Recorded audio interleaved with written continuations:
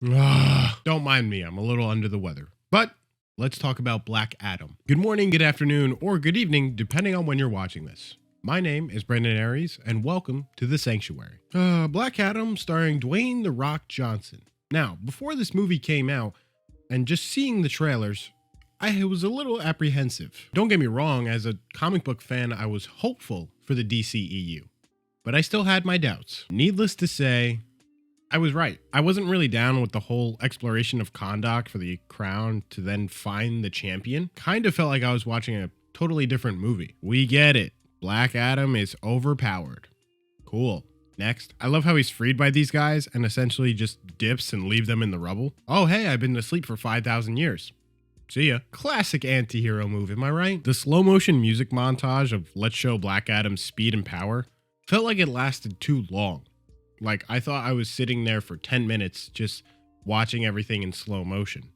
Does that make sense? One thing that interested me in terms of the story was that it looked like present-day Kahndaq learned to weaponize Eternium. That's one of the only story components that you're gonna get. The main component of the film I think most people wanted to see this movie for. The JSA. But real quick, I wanted to give props to Viola Davis as Amanda Waller. She has stuck through it all and she is still here. Thank you, Viola Davis.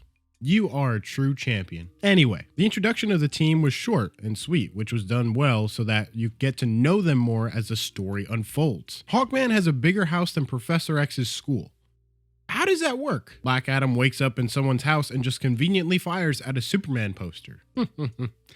We'll get to that. It's hard to take Black Adam's seriousness, serious, when it's met with other jokes. Kind of feels more like how Drax was in Guardians 1. I like the parallel of the kid sidekick marketing partner similar to Billy Batson's Shazam and his brother Freddy. Very early on, you can tell that this film is very action sequence heavy. You want story? Throw that out the window. It's about action, baby. The fight between Black Adam and Hawkman was cool. Cyclone's entrance into the fight was dope too. I really liked the costume designs for the JSA, especially Dr. Fate. And the fight between him and Black Adam with the clones was very well done. I didn't want him being too similar to Doctor Strange though. And I think for the most part, they did a pretty decent job. Wow, so unpredictable that the JSA is seen as the bad guys and Black Adam is the hero. I will say though, I like the twist of how the story went down with Black Adam and the King of Kahndaq, going from a justice story to one of revenge. It kind of flips the viewer's perspective as to how they see Black Adam. Some of the shot choices in this film were questionable. I'll leave it at that. The whole quote sarcasm gag with Black Adam and Dr. Fate, yeah. Still get Drax vibes, but it's getting a little better as they're getting to know each other, I guess. There was another slow motion / let's show Black Adam's power and speed montage with Kanye West's song Power. And with everything that's going on with Kanye West right now, I'm not sure if Power was a good song to use in this film. Oh wow, Ishmael is the last descendant of the King of Kahndaq? Sorry, does anyone really care? The backstory with Black Adam losing his family I felt was placed a little too late. Like it felt too late to really feel anything for the character. If anything, I felt like they should have put it after they were talking about his story of revenge. That way the audience can kind of still feel for him as to why he did what he did. I dig how they recreated this iconic art from Alex Ross, one of my favorite comic book artists of all time. I think recreating certain elements from comic books I feel like are very essential when it comes to superhero films. It was exciting to see Amelia Harcourt from Peacemaker make an appearance in this film, kind of giving some shred of hope that everything is connected, just like the MCU. Whoa, there's a bigger villain in this film?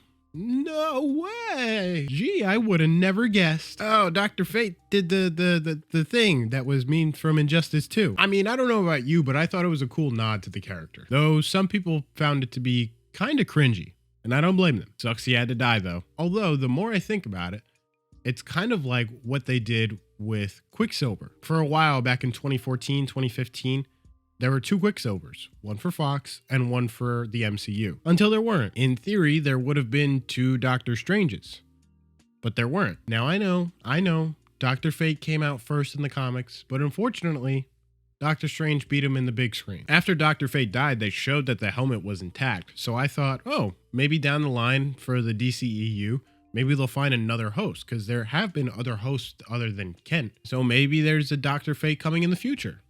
Oh, maybe not. The grand finale brought the people of Kahndaq together.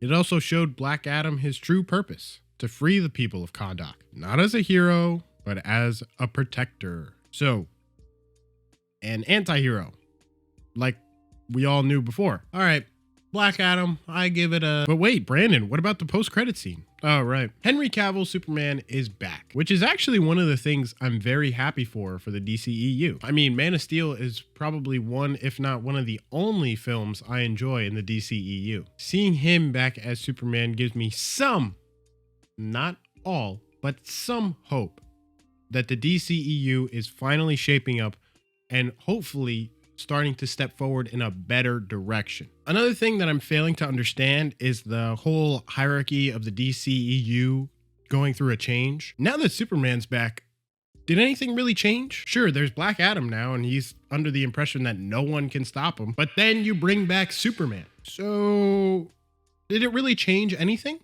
No. In my opinion, nothing in this film changed or shaped the DCEU in any way. If anything, I would say it's still the same. Now, for me, Black Adam was purely here to entertain. And I find it similar to be like the Venom movies. Like, you're not there for the story. You're there just for the action and the entertainment that is given.